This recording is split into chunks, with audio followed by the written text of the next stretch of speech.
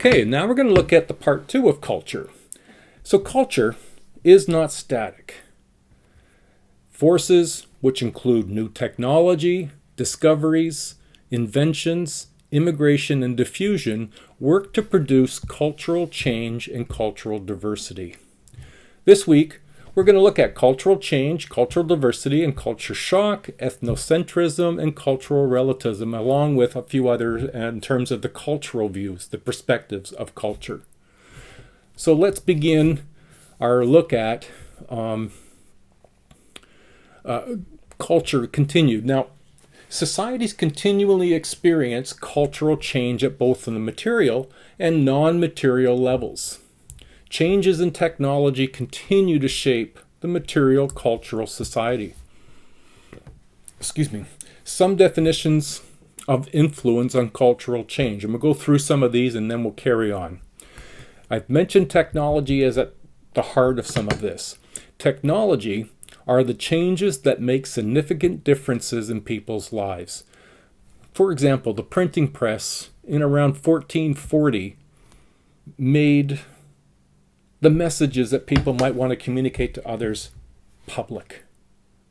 The steam engine, 1698, looked at the potential to create motion and to have machinery do work that men used to be able to do. It had a huge impact on industry. The first computer, 1946. You may not have known that. The internet, 26 years ago. Only 26 years ago. The internet is not that old. That's just to name a few of these technologies which have shaped culture and societies.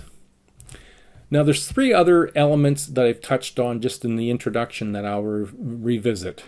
Discovery. Discovery is something previously unknown and unrecognized. Now this doesn't happen as frequently as the next 2. Discoveries are things that have never been known and then they occur. Some medicines and treatments that help eradicate viruses and bacteria. Some technologies that we have discovered have had an impact profoundly on people's lives, but they don't happen so frequently. Invention, it does happen more frequently. It's reshaping existing cultural items into new forms. The development of new technologies that use the internet. We may have, we had the iPods before the internet. We had cell phones when the internet came around, tablets, computers. These are inventions, new technologies that are based on already existing technology and discoveries. And then the third piece is immigration and diffusion. And this has always been interesting to me because it seems when we see examples of it, we're surprised.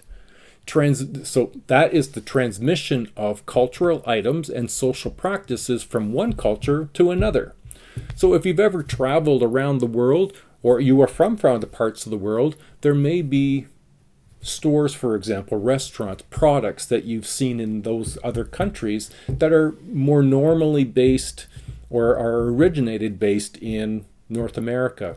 McDonald's in China, for example, doesn't seem to fit, but that's immigration and diffusion. Diffusion is the way that McDonald's fits into Chinese culture, say, or the way we have Chinese food restaurants, not to say that they are all authentic.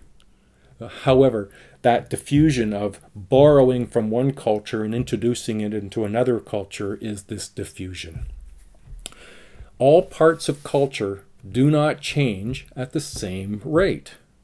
Cultural lag, now this is William Ogburn's term for a gap between the technological development of society, the material culture, and its moral and legal institutions, the non-material culture. Just use the example of the invention of the car. The cultural lag in the invention of the car was seatbelts, for example. At some point in the development of the technology, somebody didn't think that these cars would go faster and there'd be more cars, and therefore the prospect of accidents, and therefore what's the safest way to manage an accident for the occupants in it, and seatbelts being one of those things. I think they only came law in the 70s or the 60s. So that would be a cultural lag. The material culture of the car and the seatbelt, and the non-material culture would be the laws and the belief, if you will, that that's the right thing to do. Now, cultural diversity, this refers to the whole wide range of cultural differences found between and within nations. And, for example, Canada is renowned for its cultural diversity. We have a law that enshrines multiculturalism. Whereas in the States, they still have cultural diversity, but there's an expectation, and we certainly see more recently, where that is being brought up for further discussion as to how cultural diverse and how do we treat that cultural diversity within a nation. Now, a couple of other terms that get played out a lot in sociology, and one is called heterogeneous societies. Now, Canada is a heterogeneous cultural diversity is inevitable, and Canada, we're renowned for that. So one of the characteristics that is part of Canada is our heterogeneousness, the diversity that is expressed in Canada. Heterogeneous cultures can have many languages, ethnic groups, and religions. In Canada, in the past 150 years, 13 million people have come to Canada from other parts of the world. That's contributing to our heterogeneousness. The alternative, the other side of that, is what's known as homogeneous.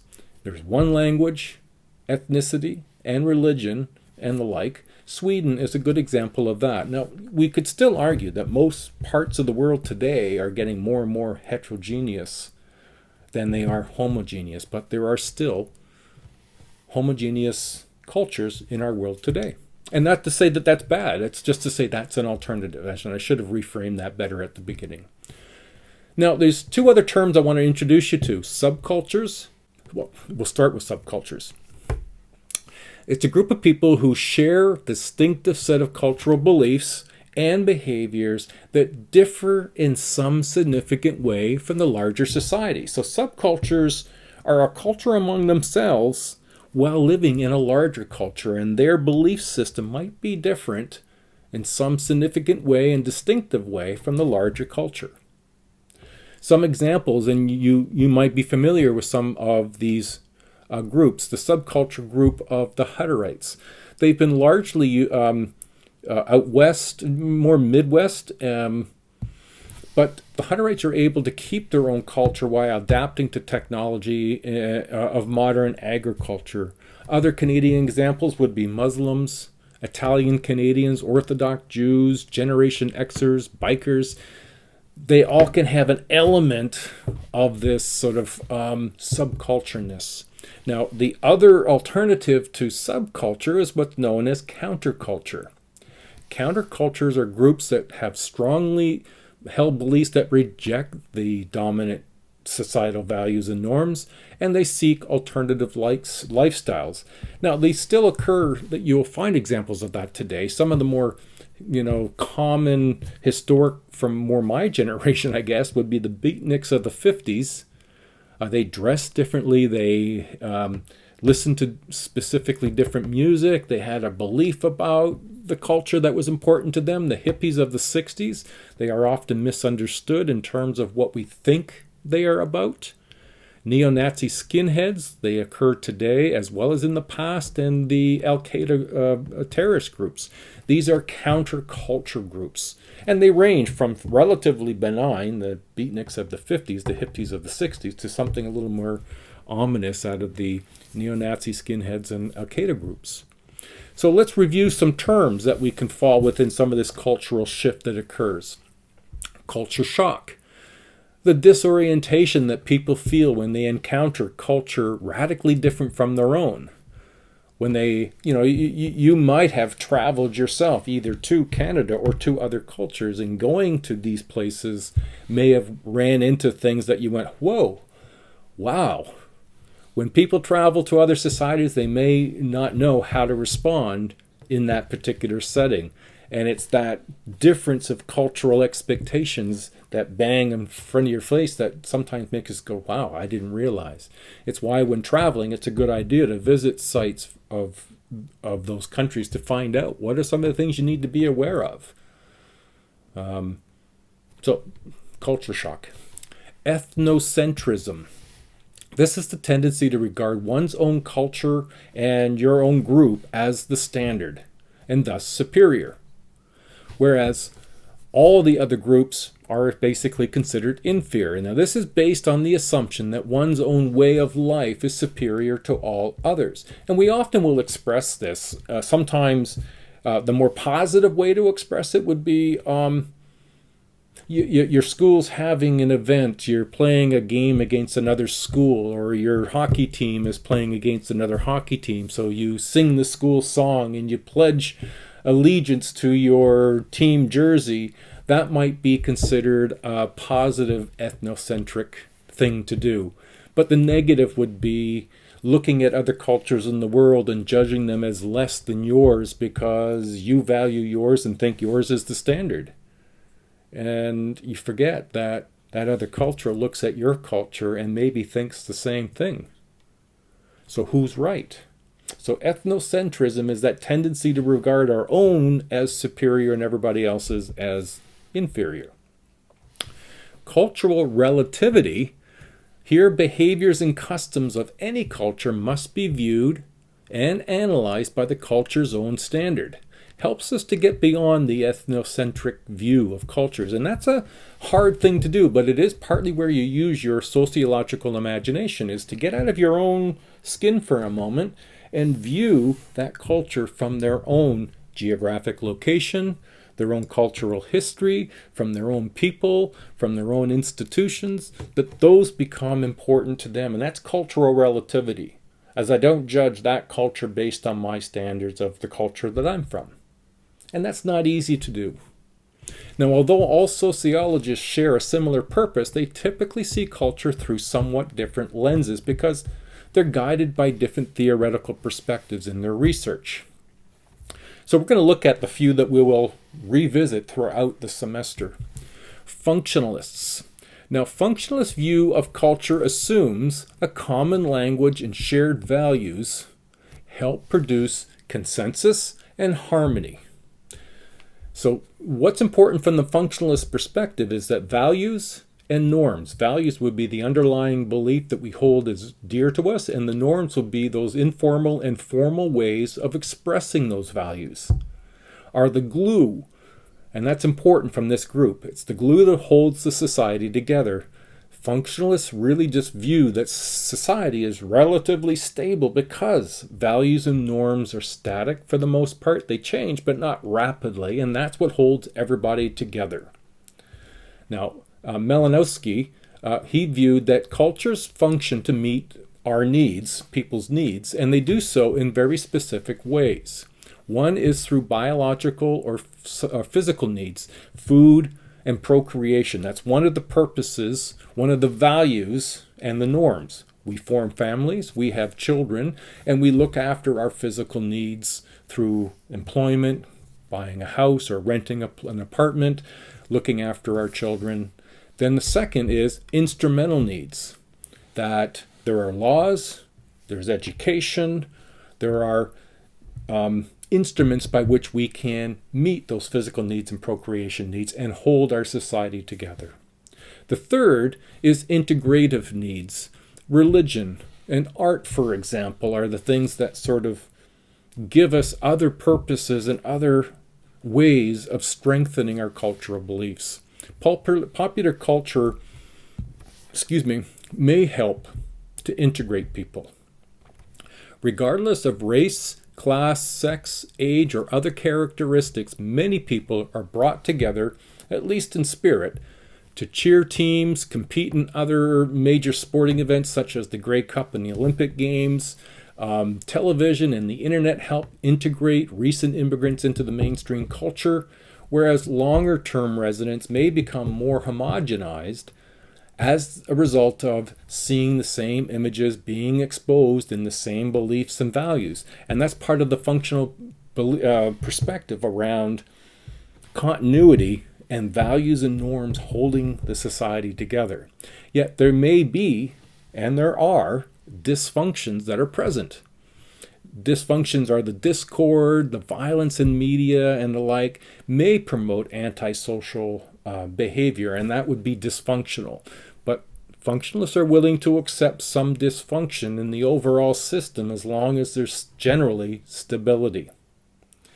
So that's functionalism. Conflict theory, that's a different perspective. Remember, a different set of sunglasses. Culture may be used by certain groups to maintain their privilege and exclude others from society's benefits. Now remember, one of the main premises is the inequity within society. There are the haves versus the have-not, the bourgeois versus the proletariat.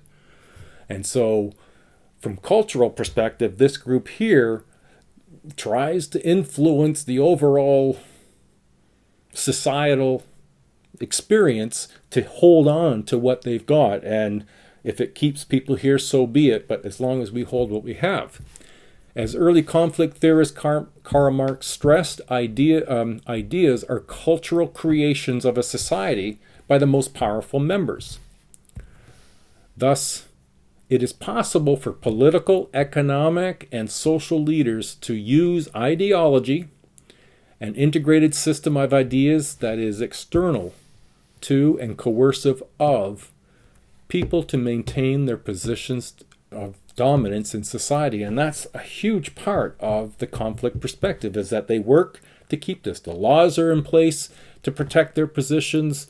That has a big part of keeping that inequity in existence. Many contemporary conflict theorists agree with Marx's assertion that ideas and non-material components of culture are used by agents of the ruling class to affect the thoughts and actions of members of the lower class. Remember, non-material component of culture are the beliefs, the laws, the institutions and how they operate, government, are all part of those non-material components and how they can affect. So we have an election coming up, and we are going to be asked to vote for the party that best represents the needs of the most.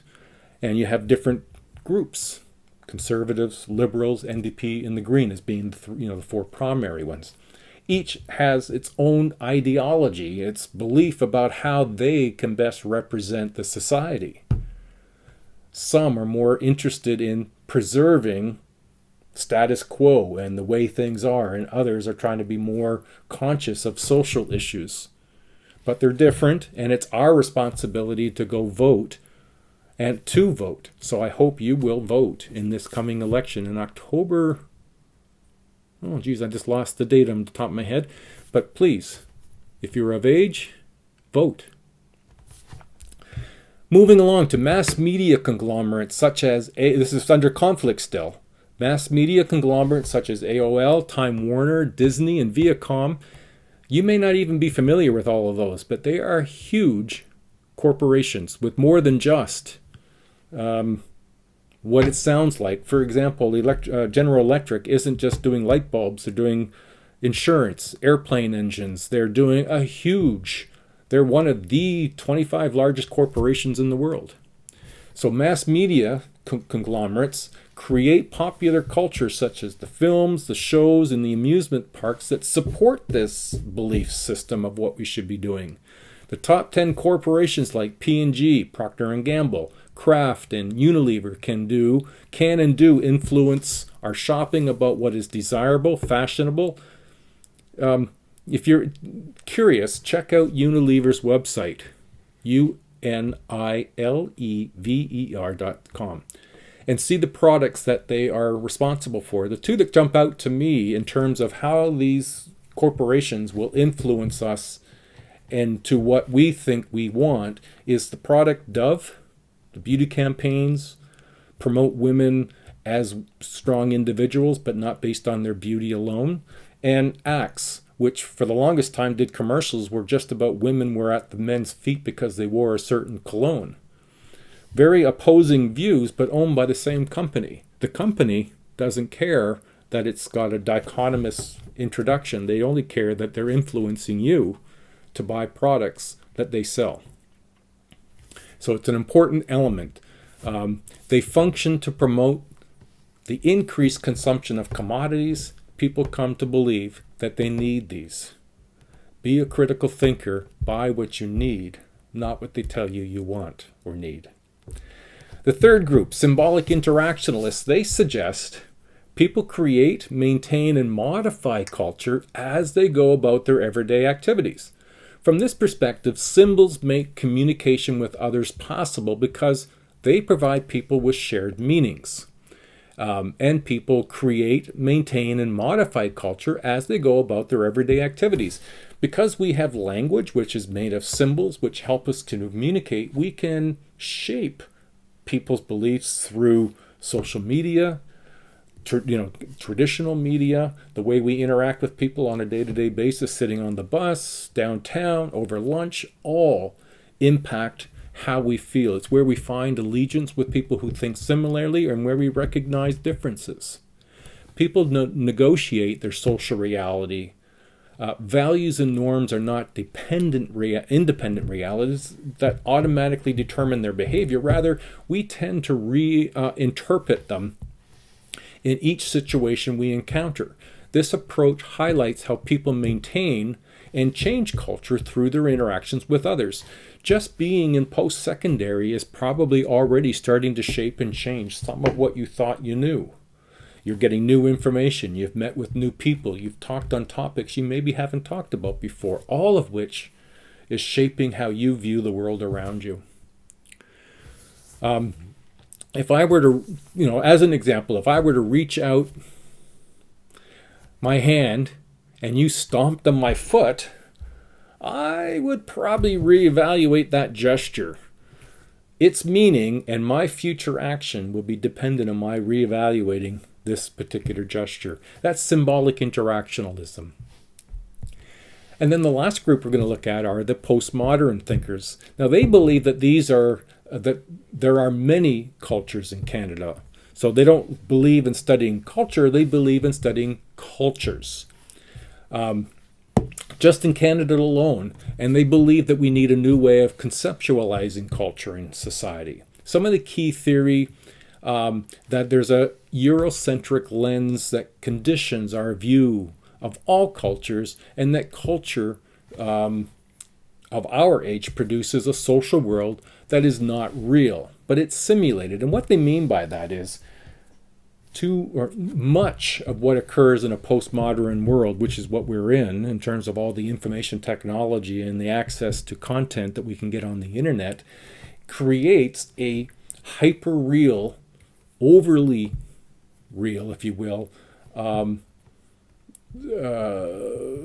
that we can see online, that when we look at the world we live in, it doesn't seem to measure up to the excitement and creativity and the innovation that can occur online. So it becomes our simulated view. So we don't need to speak about culture. We need to speak more about cultures with the S, not culture. Now, Baudrillard's insights into this, he has significant exposure, or suggests there's significant exposure to media processes, which uses, in us, which sort of senses a social reality. And he says that media creates in us a hyper-reality. We begin to live in a situation where the simulation of reality is much more real to us than the phenomena itself. Some of the examples that he pulls to sort of say this is the case is Disney theme parks. We can become a survivor over major obstacles, and we have the appearance of power, but we really don't have any, and we live for just those few moments without fear of crime or violence. So the postmodern sort of looks at the role of some of these innovations that have occurred, that we draw ourselves on these social media platforms and we lose sight of what is real and what we can and cannot expect out of life. So the future, what do we know, or what do we think? Well, as we look forward to the future, both diversity and technology are going to continue to shape culture and global cultural patterns, reinforcing the value of keeping our sociological imaginations actively engaged. When I say our, I mean yours and mine. We need to be able to step back from some things and evaluate. So some other predictions. Well, cultural diversity is going to continue to grow. That's not going to disappear. Technology, especially things in television, radio, videos, electronic communication, computers, and cyberspace, will have continued and profound effects on culture. The role of AI. Third, do we have cultural freedom, or is it more symbolic, that we really don't? We just appear like we do. Most of the world's people, however, will not be able to participate in this technology. They will be concerned for their basic subsistence. So it's hard to know where culture will go, but what we can probably say with certainty is that it's going to continue to be fluid. It won't remain the same. It will continue to change, and we will be part of that change as we go forward. Well, there we go. Next week, we're going to look at socialization. How are we socialized? What are we socialized to do? And can we influence our socialization? We'll see you next week.